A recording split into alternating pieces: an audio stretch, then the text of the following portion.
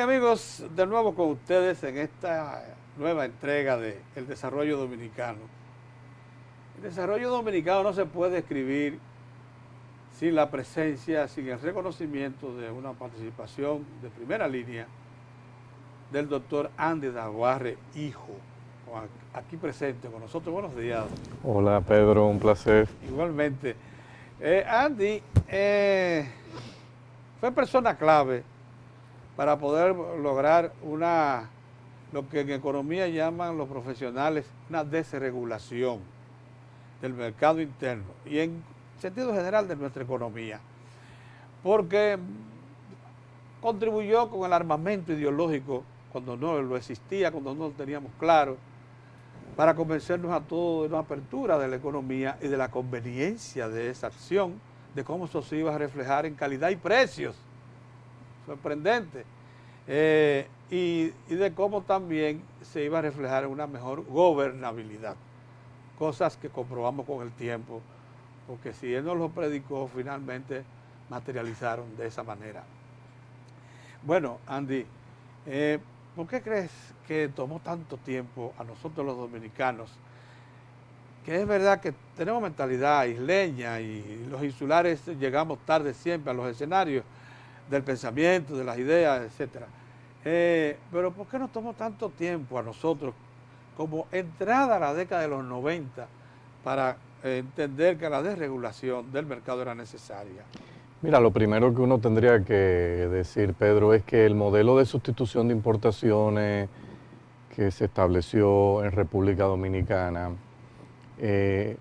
fue establecido tarde aquí. O sea, si tú comparas con las experiencias del sudeste asiático que también ensayaron con ese esquema, ellos se nos adelantaron con la sustitución de importaciones entre 15 y 18 años. ¿Ah, sí? Sí, entonces ellos pudieron ver las limitaciones que tenía ese modelo de proteccionismo bastante intenso, y cuando ellos deciden comenzar a transitar de sustitución de importaciones a promoción de exportaciones, que era la otra opción que se tenía, en ese momento fue que nosotros, en 1968, empezábamos con la ley 299 a montar ya de manera formal un esquema de protección basado en una serie de incentivos, barreras al comercio, altos aranceles.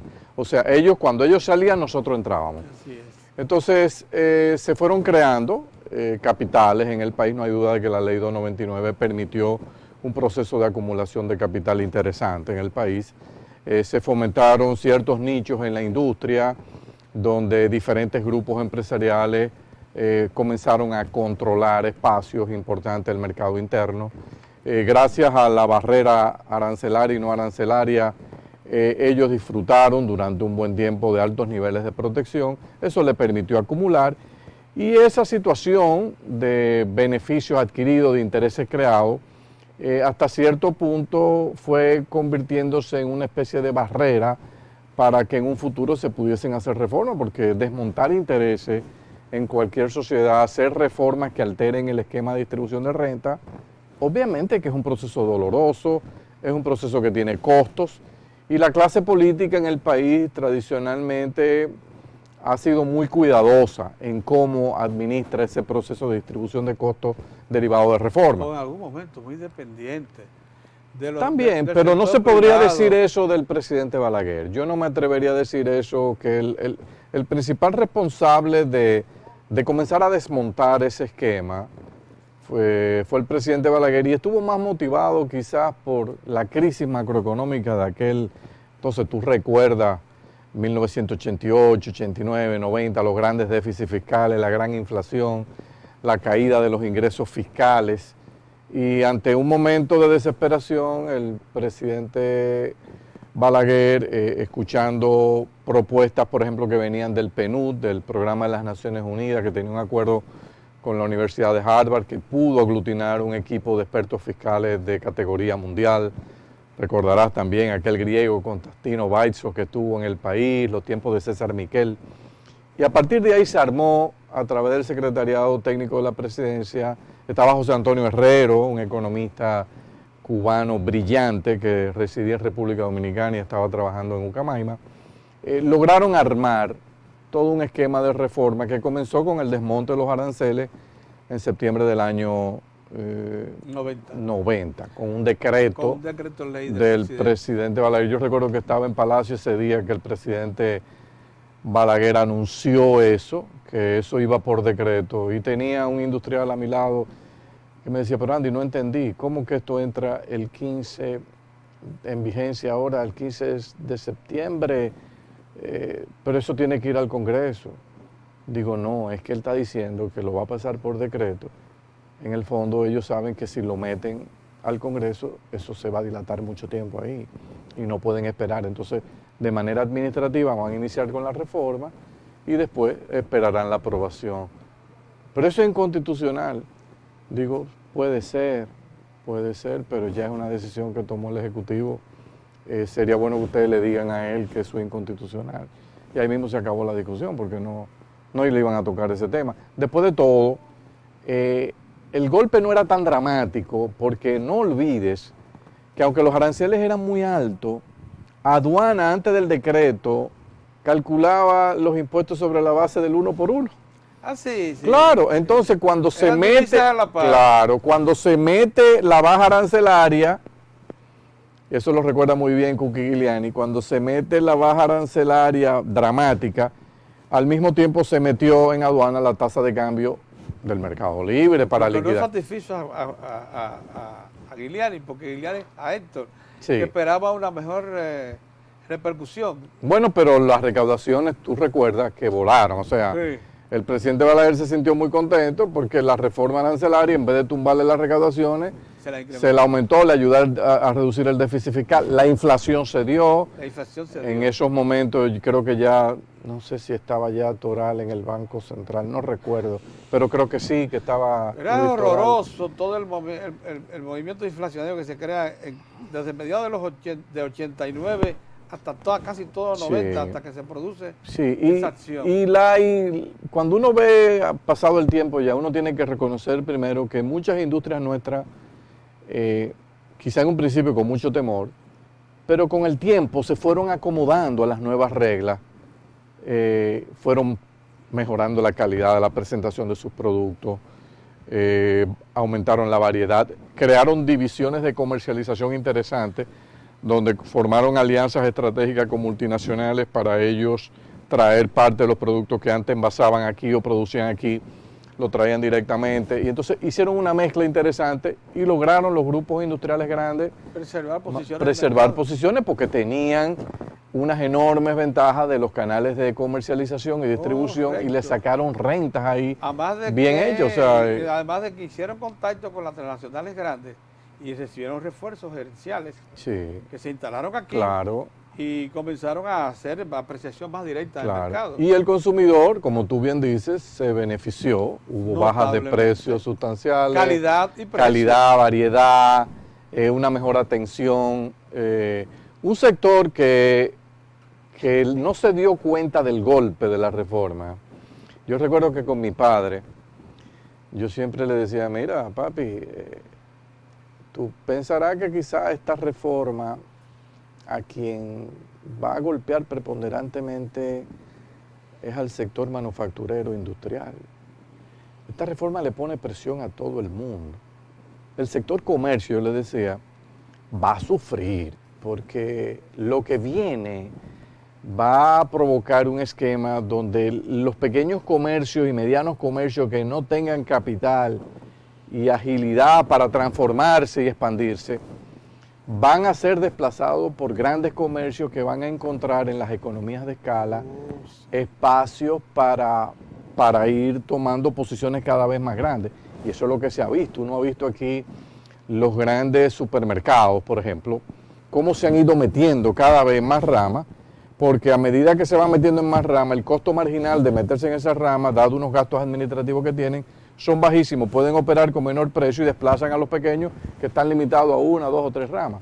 Y efectivamente ha sido así, o sea, la globalización, la apertura, no solo constituyó un reto para nuestra industria, que yo creo que en buena parte lo pudo acomodar, no lo acomodó mejor, porque todavía el país sigue atrapado con unos problemas de ineficiencia energética que que sin lugar a dudas nos afectan en términos de competitividad.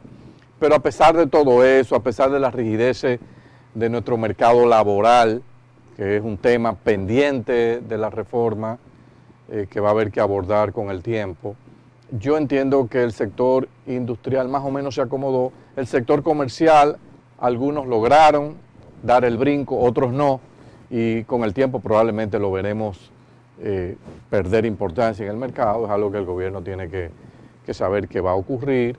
Y nada, yo creo que ha sido una experiencia rica, como tú bien dices, una pena que comenzamos tarde con esta reforma. Si tú tomas el caso de Singapur, el caso de Taiwán, mismo Corea del Sur, ellos tuvieron sus esquemas proteccionistas muy temprano y dieron el giro muy rápido. Nosotros empezamos tarde y nos dilatamos, tuvimos... Al comenzar en el 90, teníamos 10 y 15 años de atraso con respecto claro, a toda la... Claro, ya venía el esquema de promoción de exportaciones operando en el sudeste asiático 14 o 15 años. Y no solo eso, que allá las industrias fueron muy agresivas con el gobierno en exigirle la reforma educativa. Una de las cosas que uno advierte en el sudeste asiático es que los empresarios allá desde temprano se dieron cuenta que su futuro en el mercado mundial iba a depender de cuán calificada fuese su mano de obra. Lamentablemente aquí yo siento que nos tomó mucho tiempo darnos cuenta de eso. Fíjate que la lucha por la inversión en educación más intensa es de hace pocos años. Durante aquellos momentos no se pensó en la importancia para la industria, por ejemplo, de tener mano de obra altamente calificada. Y entonces, ahora nos encontramos que en esos nichos nosotros no podemos entrar. Tú te vas a países como Chile y Costa Rica, por ejemplo, están muy metidas en toda la industria de desarrollo de software. Y tú dices, pero ¿y por qué ellos sí, nosotros no? Bueno, porque ellos temprano entendieron la importancia de estar metidos con la reforma educativa, nosotros no. Entonces ahí... Tomó 2 años convertir en ley lo que por decreto impuso el presidente. No fue hasta el 1992 cuando se crea ya por ley el nuevo arancel. Sí. Dios brega, el empresariado incluso todavía en el 92 había mucha resistencia en el ambiente. Ahí fue, en el 92, tú recuerdas, la reforma ya tributaria, sí, porque vino, que siguió, acompañada de una reforma claro, tributaria. Y ahí fue que vino el desmonte de la ley 299 en 3 años. Sí, que ya le había llegado su tiempo, Entonces, ciertamente le había llegado su tiempo, ¿no es así? Sí, definitivamente. Yo creo que ya era tiempo suficiente lo que se le había dado y creo que el desmonte gradual que se adoptó era razonable. Claro, yo entiendo que debió analizarse qué otro tipo de barrera enfrentaba la industria si le íbamos a exponer a mayor competencia, identificar claramente dónde había problemas para que ellas pudiesen ser más competitivas. Una era el mercado laboral, uno era el sector educativo, otro era el tema del sector eléctrico, que lamentablemente todavía se ha ido arrastrando.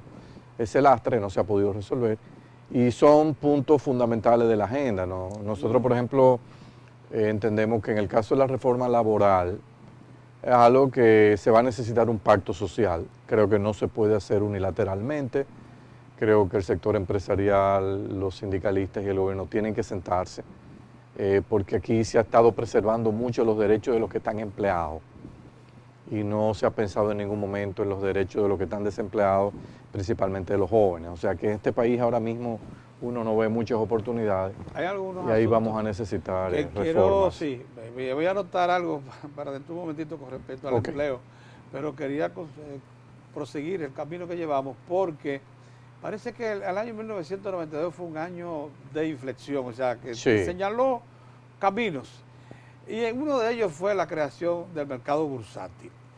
La Bolsa de Valores de Santo Domingo se crea ese año, pero sorprendentemente 22, 24 años después no ha transado una sola acción.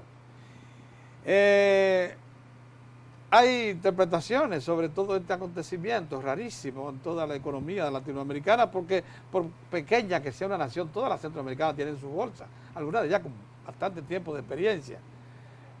Sorprendentemente, por eso le digo, hay interpretaciones, hay quienes dicen que bueno porque cuando se produjo el estallido de la burbuja hipotecaria y se produjo el estallido de la burbuja financiera, entonces nosotros no estábamos expuestos en bolsa. Sí. Bueno, pero qué bueno, digo yo, para el empresariado tener una excusa y mantener un componente importante de los costos de producción es justificado con préstamos bancarios, porque no hay empresa, que entiendo yo, de este mundo, que no utilice capital de trabajo de los bancos. Entonces, si usted desechó todos estos años capital fresco proveniente de la venta de acciones y tuvo que acudir año por año a capital de trabajo, usted incorporó costos financieros a un costo local que ya era en gran medida difícil de poner en competencia con los costos importados. ¿No es así? Claro, pero no olvides que cuando tú imputas costos financieros en un país donde no hay unas reglas muy fuertes de lo que se llama Thin Capitalization Rule, o sea, de cuánto de los intereses el Estado te va a aceptar como deducible si no hay tope, entonces una gran parte de esos costos tú se la trasladas al Estado a través de menor pago de impuestos sobre la renta. Utilizando el crédito. Claro, en cambio, si tú lo que haces es emitir acciones, tú no tienes, ¿qué tú vas a deducir? Tú no puedes deducir porque tú no tienes costos financieros, porque simplemente tú estás captando capital. Yo creo que ahí... No es tan simple el concepto, porque uno cree, bueno, eso es para no compartir la propiedad y mantenerlo en familia, pero también tiene una ventaja económica, por lo que acabas de decir. Claro, claro, pero lo otro es que a mí me parece que el problema también ha estado en que aunque nosotros hemos ido avanzando poco a poco en la transparencia de los estados financieros de las empresas, todavía el estadio de desarrollo de ese proceso queda muy rezagado en Dominicana, y eso se debe a una larguísima tradición que ha habido en todos los sectores empresariales, comercio, etcétera, industria, de no ser tan transparente y tener márgenes de maniobra en los estados, donde hay un componente que te refleja la parte formal de la empresa, pero también hay un componente informal. ¿Qué pasa? Que si tus estados financieros no son totalmente transparentes, tú sabes bien que no te puedes ir al mercado, porque es que cómo tú vas a emitir con unos estados financieros que realmente no te están diciendo. Sí, yo recuerdo Baninter en un momento con esos estados se fue, tenía problemas en los estados financieros que después vimos, pero emitió bonos contra esos estados fuera y tú podrías decir, Dios mío, ¿cómo lo hizo? Obviamente que el que compró esos bonos no tenía esa información. Entonces, ese es un tema muy delicado y por eso yo siempre he planteado que nosotros deberíamos eventualmente movernos a un sistema impositivo para las empresas que las ayude a ser 100% transparentes.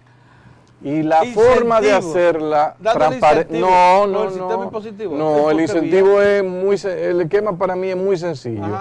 Mira, el Estado Dominicano no tiene suficiente capacidad institucional para revisar un estado financiero completo de una empresa y saber dónde te está. Entonces, ¿por qué no transamos? Fíjate cómo se hizo para la zona franca. Que ¿cuál es el impuesto sobre la renta de la zona franca cuando venden al mercado interno? Inteligentemente el gobierno, los legisladores y el sector empresarial decidieron, no nos compliquemos. Un X% de la venta. Se acabó la discusión. Ese va a ser su impuesto sobre la renta. Yo me pregunto, ok, pero nosotros sabemos que el sistema tributario de la zona franca y del resto de la economía tienen que converger en un momento. ¿Y por qué no vamos pensando en una reforma, una revolución del impuesto sobre la renta para las empresas, donde en vez de pagar un X% de una utilidad que está sujeta a creatividad contable a la máxima potencia, no nos vamos a la primera línea del estado financiero, que es la partida que dice ingreso por venta? Bueno, mira, de cada 100 pesos que tú vendas, dame un peso. O dame 1,50, o dame 2 pesos. Y ya, yo no voy a ver más nada. Es bien sencillo. Entonces, ¿qué ventaja tiene eso para la empresa? Bueno, la empresa lo único, y ahora con los sistemas que tiene la DGI de las impresoras fiscales, tú no puedes subvaluar tus ventas, ahí están tus ventas. Entonces, vendí 100, pagué 2, ya, tengo mi estado transparente. Eso entonces le permite a la empresa, con un estado transparente, ir al mercado y vender acciones. Yo creo que sería algo muy interesante, como se está haciendo para la zona franca. Yo creo que si aplica para la zona franca, aplicaría bien para el resto de la Hablamos economía. del 92 como el año en que se establece la reforma fiscal, la reforma tributaria, se crea la bolsa de valores y también junto con todo eso vino el concepto que no lo manejábamos bien del neoliberalismo. Es cuando entendemos que el neoliberalismo era mucho más que la simple apertura de mercado, era también una apertura mental. Y un convencimiento de que vivíamos en una aldea, pero global. Sí. Que teníamos vecinos distantes, decenas de miles de kilómetros, pero eran nuestros vecinos. Con los cuales había que entenderse. ¿No es así? Sí, mira, el tema del neoliberalismo, yo recuerdo que cuando yo estudié en Nueva York, yo estudié en Santo Domingo y después me fui a hacer la maestría y el doctorado de la Universidad de Columbia, Nueva York. Yo nunca recuerdo, en los años que tuve en la Universidad de Columbia, escuchar la palabra neoliberalismo. Fíjate qué cosa tan extraña.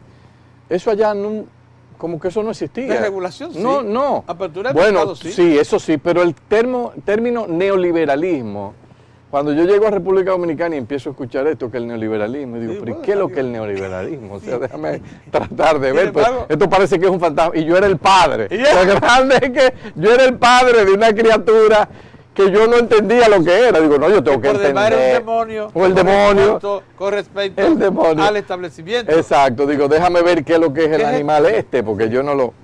Y cuando empiezo a ver, no, que esto es el consenso de Washington.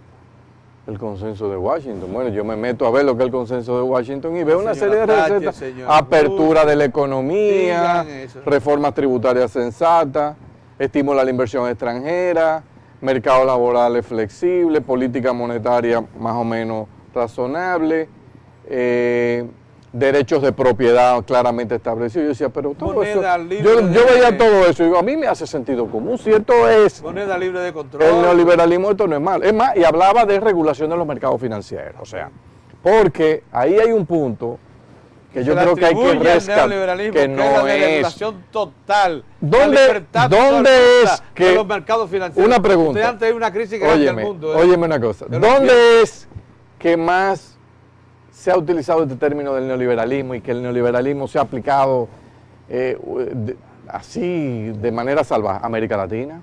No, pero después volvió a Europa. Está bien, pero América Latina, tú dices América Latina, bueno, ¿y dónde es que mejor se regulan los mercados financieros y bancarios de la región, del mundo? América Latina, ¿por qué?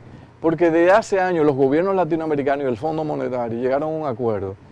Como nosotros tuvimos crisis bancarias tempranas en la región. Interesante. Pero oye, oígame una cosa, es verdad que en América Latina es donde mejor se regula todo el sistema financiero. Pero claro. Si usted le echa un vistazo al sudeste asiático, al África, a Europa, no encuentra no. Aquí porque nosotros tuvimos crisis de banco en los 60, 70, en Chile, ¿no? Y ahí se aprendió la lección de qué pasaba si usted dejaba suelto eso. Entonces, eso se reguló con apoyo del fondo y es una de las áreas de reforma que más se ha avanzado en la región. Entonces, ¿culpamos al neoliberalismo de eso? Entonces, cuando yo oigo lo de la crisis de Estados Unidos y tú analizas, aquí trajeron a Alan Greenspan hace unos días al país y yo decía, bueno, nosotros siempre vamos con un rezago porque Greenspan ahora mismo nadie le interesa escucharlo en los Estados Unidos porque está considerado la tercera figura responsable de la crisis bancaria y financiera que hubo allá. Porque Greenspan era un pensador ferviente creyente en que los mercados se autocorrigen y se autorregulan. Después reconoció de la crisis, digo, estaba equivocado, los mercados financieros necesitan regulación. Entonces el problema en Estados Unidos fue que eliminaron... ¿En algún momento no fue tu filosofía también?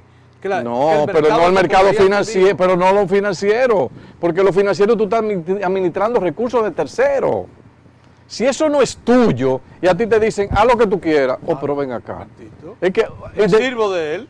Pedro, detrás de todos los procesos económicos está el ser humano.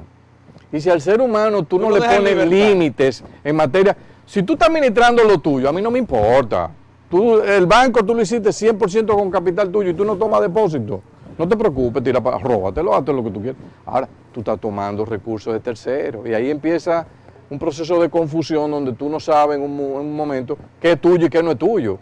Y eso fue lo que pasó, por ejemplo, aquí en la crisis del 2003. que durante años vimos bancos donde los dueños de esos bancos se estaban apropiando no solo del capital que ellos metieron, sino del que metieron los depositarios. Entonces yo creo que ese es un punto que hay que tener en cuenta. Lo otro es que en Estados Unidos, que la gente dice, el neoliberalismo provocó en Estados Unidos esa crisis. Mire, ya vimos que el problema de la regulación no tiene que ver con una posición que si tú eres liberal o no, es que era una concepción más profunda todavía, que era la del grupo de Greenspan, discípulo de Ayn Rand, una filósofa que creía en eso, que el ser humano había que dejarlo al libre albedrío, y promovieron una desregulación total. Pero aparte de eso, el gobierno norteamericano, desde los tiempos de Clinton, y no se puede olvidar, a través de Freddie Mac y Fannie Mae, las dos grandes financiadoras de hipoteca, comenzaron a empujar que había que prestar a cualquier costo al sector de bienes raíces para que todo el mundo en Estados Unidos tuviese derecho al sueño americano de una casa, de una propiedad. Clinton entendía que esa era la forma de estimular la economía. Se fueron con todo el pie, ahí vino todo ese crédito al sector de bienes raíces sin ningún tipo de regulación, fueron eliminando restricciones, bajando las tasas de interés.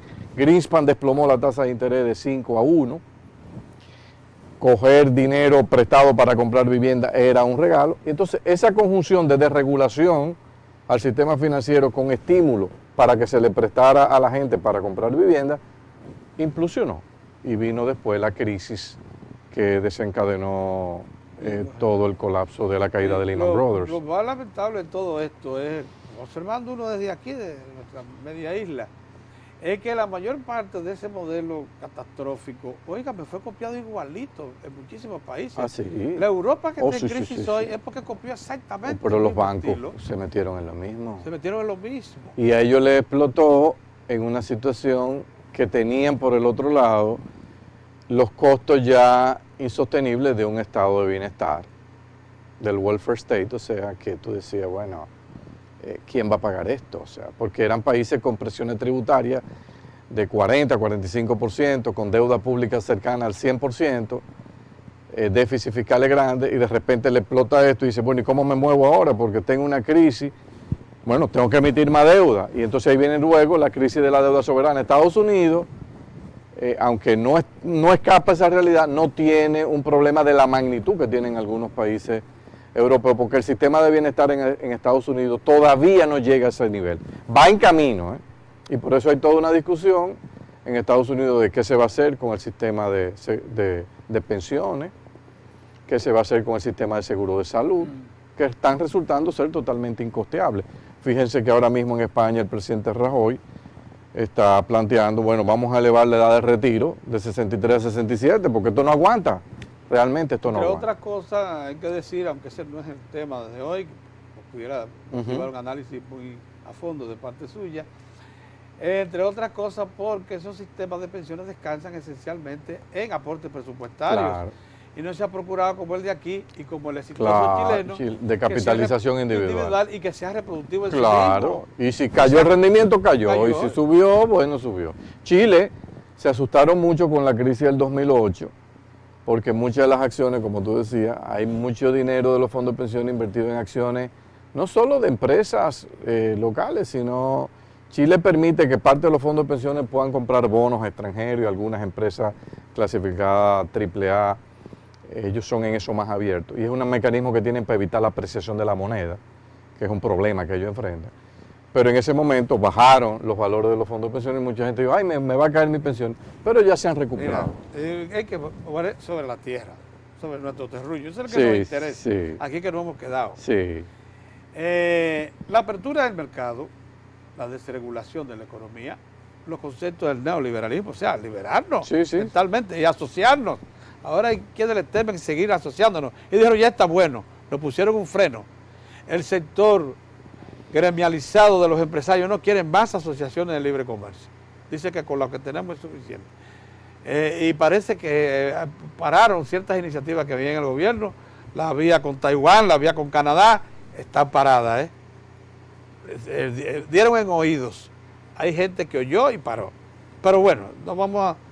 Lo que importa es que sí somos socios de los dos grandes mercados, la única nación de habla hispana, socia de los dos más grandes mercados consumidores agrupados, Estados Unidos y Europa. La pregunta es, ¿usted cree que el modelo ha demostrado que es capaz de crear riqueza? El modelo que se sustenta en agropecuaria, con agroindustria de la caña, el modelo que se sustenta en manufactura, que por cierto resistió, si bien no aporta el 36% Claro, en algún pero ha momento, resistido. aporta el 24% Y se ha del Producto Interno transformado, Bruto, se ha claro. transformado la minería en un segundo aire, Sí, extraordinario, sí. segundo aire, y el turismo con servicios. ¿Usted cree que ese modelo luce bien compensado? Pero claro que sí, yo lo que creo que hay que seguir trabajando en las reformas pendientes y eso va a ir retroalimentando el modelo. El problema es que a veces los modelos dicen, se agotó el modelo. Yo es una frase aquí, el modelo está agotado. No, pero lo dice que a mí hasta me da el mucha presidente, risa. yo leí esta época del No, pero presidente. yo cuando... Todo el mundo, todos los empresarios. No, porque es bonito, decir, suena bien. Sí, suena bien. El modelo está agotado, pero ¿qué es lo que está agotado? Porque ¿qué es lo que tú vas a cambiar? Un modelo creciendo, aportando. Si tú lo comparas con el resto de América Latina, el modelo no está agotado. Ahora, De que el ninguna modelo manera. necesita Ajustes. un sector eléctrico que sea más eficiente, sí, pero eso no es culpa del Es modelo. un ajuste del modelo. Es un problema de un sector donde se han querido violentar los principios fundamentales de una economía de mercado.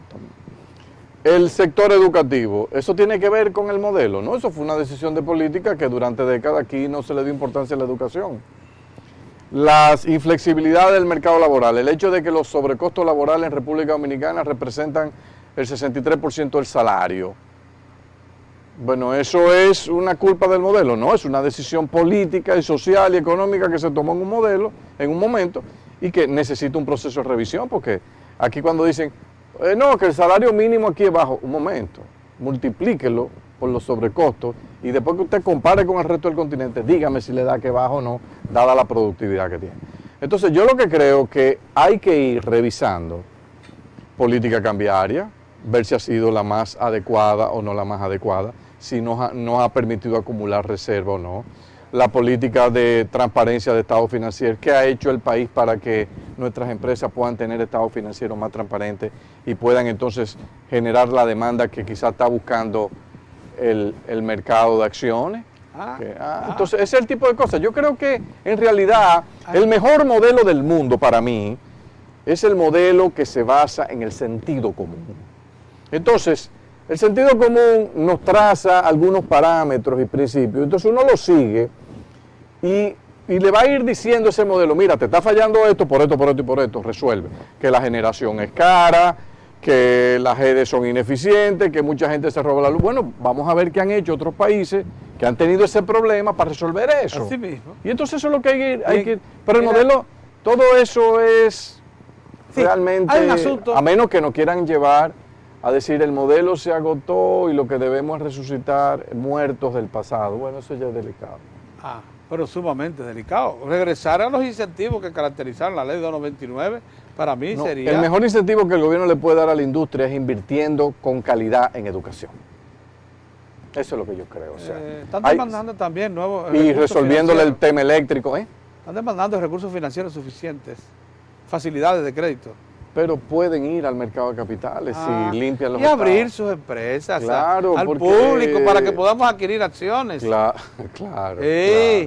Mire, hay un asuntito, sin embargo, que nos queda por ver. Y ese sí es un planteamiento persistente ya de los grupos empresarios tradicionales del país. Ellos dicen que nuestro empleo no es de calidad, que en un 50-56% es un empleo de mano de obra que no es firme, que puede variar, que está ligada a servicios, vamos a hablar claro. Y que de turismo y todos sus agregados de servicios, esos no son empleos de calidad. ¿Qué economía desarrolló comparable a este esquema? Lo primero que yo creo que debe decirse es que 56% de informalidad tienen Colombia y México. Y otras naciones grandes. Guatemala, también, Centroamérica. ¿No? Y que Ecuador y Perú tienen un 70% de informalidad. Y sin embargo se le consideran naciones en crecimiento. Sí. Pero bueno, no es eso lo que quiero decir. Es verdad que no debiéramos sentirnos bien cuando incrementamos empleo por la vía de servicios y no con la misma velocidad por el lado de la manufactura o los empleos que llaman fijos. No, pero es que el servicio generalmente... En algunas, por ejemplo, áreas de servicio, los Estados Unidos, el desarrollo de software en Estados Unidos, eso es de servicio, y en Chile, y en Costa Rica, y esos son empleos muy bien remunerados, muy bien pagados, de alta productividad. Yo lo que creo que el problema es que el mercado paga la remuneración que es compatible con la productividad marginal de ese trabajador. ¿Y con lo que demanda el mercado? Entonces, sí, exacto. Y si usted tiene un recurso humano que viene formado de un sistema de educación que tiene enormes deficiencias, uno no puede pretender que sean unos empleos de calidad. O sea, esa es la realidad. Es que se cree que el único empleo de calidad es el de la manufactura. No es así, no es Entonces, así. No, yo creo que hay ahí un No, problema. el sector de servicio en el mundo hoy día es el mayor generador de empleo. El sector turismo genera un buen empleo. Claro, si tú tienes... El sector bancario también. Claro, o sea, eso no, y el mercado de capitales te lo puede generar. El sector de las comunicaciones genera buenos empleos. O sea, yo creo que esto no es cuestión de que la industria es el único. No, eso no es así. Además, la industria también está sujeta a variaciones y en un momento dado te puede despedir personal como te puede contratar personal. O sea, que yo creo que entrar a ese detalle de quién debe crear los empleos. No, la economía en general tiene que crearlo y van a ser mejores empleos en la medida en que los recursos humanos estén mejor calificados. Y esa es la batalla y el subsidio más importante que el gobierno le puede dar al sector privado es lograr una mejora en la calidad de la educación dominicana. Ese es el mejor subsidio. En la calidad del suplidor del trabajo, de la fuerza. Exactamente. Ya con inteligencia, ya con capacidad creativa, etcétera. La minería vino por sus fueros, cuando la creíamos prácticamente desaparecida. Hay que reconocer que hasta el año 2004 aquí solo estaba activa. Falcon Bridge venía de crecimiento, había desaparecido ya Rosario, no existía, y ahora tenemos 4 mineras activas. Está Corporación Minera Dominicana Cerro Maimón, extrayendo cobre y exportando cobre a China, también oro y plata, pero en segundo orden. Tenemos a Barrick Gold y Gold Core explotando oro y plata, está pendiente de incorporar cobre y zinc, que lo tiene en cantidades enormes. Está Falcon Bridge en un 50%, pudiera llegar a un 100% si le dan Loma Miranda, que lo necesita. 15% nada más de Loma Miranda es lo mineralizado. Y está también una minera en la antigua presa de Colas de Rosario, una minera australiana que está extrayendo de ahí 850,000 onzas de oro y 5 millones de onzas de plata en las lagunas. De manera que tenemos 4 mineras activas. ¿Llegó el sector turismo para quedarse por un buen tiempo? Minero. Sí, el sector minero. Yo pienso que sí. Yo creo que al igual que, quizás no tanto como Perú y Chile, que son 2 potencias mineras sin precedentes en la reunión, pero nosotros tenemos un gran potencial. Bueno, en oro somos 8º mundial y en ferroníquel 7º mundial. Sí, definitivamente hay un gran potencial para que la minería se convierta en una de las principales fuentes de ingreso de divisas del país, de atracción de inversión extranjera y de fuente de ingreso para el Estado. Yo creo que el éxito que puede tener este sector es en la medida en que las empresas entiendan la enorme responsabilidad que tienen en el país del cual están extrayendo recursos, y es que tienen que hacer un aporte significativo al Estado para que el Estado entonces pueda devolverle a la población eso en servicios de educación de más calidad, salud, etcétera. Y yo creo que en esa línea todo el mundo vería con muy buenos ojos el renacer de la industria minera en República Dominicana. Un asunto que te toca ya para concluir. El sector empresarial tradicional, muchos de los que han estado ligados a lo que yo llamo las últimas 3 o 4 generaciones de impulso al desarrollo, se preocupan por lo grande que ya es el sector comercio, de cómo se abren nuevas estructuras de comercio, muy modernas, muy elegantes, y dicen que eso no se puede sustentar. ¿Qué es lo que realmente determina la apertura de un gran negocio de comercio, de un Sambil, de un Ágora y de los demás? Bueno, yo me imagino que todo el que invierte ahí anda en busca de una rentabilidad, detectó una oportunidad de rentabilidad ahí. Yo no sé qué análisis hicieron, cómo evaluaron el ciclo económico, qué fue lo que estimaron, qué fue lo que proyectaron, pero ellos libremente, sin pedir ningún incentivo fiscal, se metieron y hundieron su capital. Sí. Si al final fracasan, Bueno, fracasaron. Yo no creo que el costo para el Estado va a ser mucho de ellos capital fresco que vino del exterior. Están creando empleos. Están creando empleos.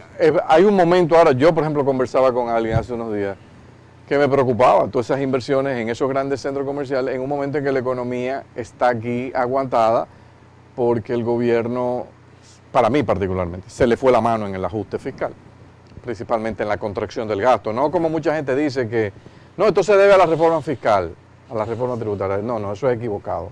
Eso es una pequeña parte. El principal problema del estancamiento es que el gobierno ha recogido el gasto como lo planteaban los empresarios. Eso es lo más grave. O sea, yo siempre alerté, no se lleven de la posición del empresariado que está planteando reducir el gasto en tantos miles de millones de pesos. Si lo hacen, van a trancar la economía. Bueno, pues no está trancada.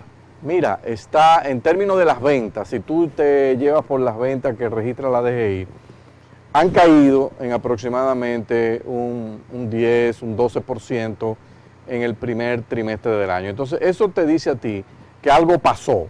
Bueno, y lo que pasó es muy sencillo, que el gobierno tuvo un déficit en el 2012, en el primer trimestre, de 34.000 millones de pesos. Y en el primer trimestre del 13, el déficit fue de apenas 2.200 millones de pesos. O sea, tú redujiste de 34.000 a 2.000.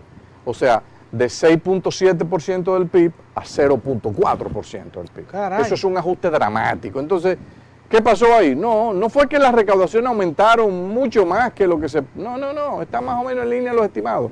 Es que el gasto público fue contraído de manera, para mí excesiva. Porque si el compromiso en el presupuesto era un déficit de 5.500 millones de pesos al mes, que nos daba 16.500 para enero, marzo del 2013, estar con 2.200 quiere decir que estamos sobreajustando. Y eso yo creo que es un punto que hay que tener en cuenta. Pero esa situación de aguante fiscal puede estar creando ciertas tensiones y preocupaciones en esta gente que ha invertido en los centros comerciales. Algunos se están quejando de que están notando menos afluencia de gente. Esto es parte del proceso de ajuste. Cuando el proceso de ajuste ya el gobierno aceite de nuevo la economía y comience a mover el gasto público, ya llegó una emisión de bonos soberanos, el gobierno tenía liquidez. Cuando cierre la renegociación con Barrick Gold, claro, eso va a mejorar. Es un ambiente enorme. Pero claro, no, las perspectivas son muy buenas. Para República Dominicana. Yo creo que y va a seguir fluyendo inversión extranjera. Hay mucha gente que ha dicho, bueno, no, pero que esta situación con la Barrick va a ahuyentar la inversión extranjera. Eso no es cierto. Eso no es cierto. Los mercados saben lo que hay en ese contrato y saben que ahí hay mucho espacio. Ya Barrick confirmó que sí, que está negociando una mejora por parte de las expectativas del Estado dominicano. Claro, no, ellos están trabajando. Sí, o sea, que es así. Bien, Andy, óyeme, cuánto placer haber conversado contigo con tanta libertad y hacer un examen tan variado de temas como este, que ha sido fruto de una conversación, lógicamente, y que nosotros vamos a utilizar extensamente en estas entregas del desarrollo dominicano. Así que muchas gracias. Un placer. Gracias a ustedes. Nos veremos nuevamente.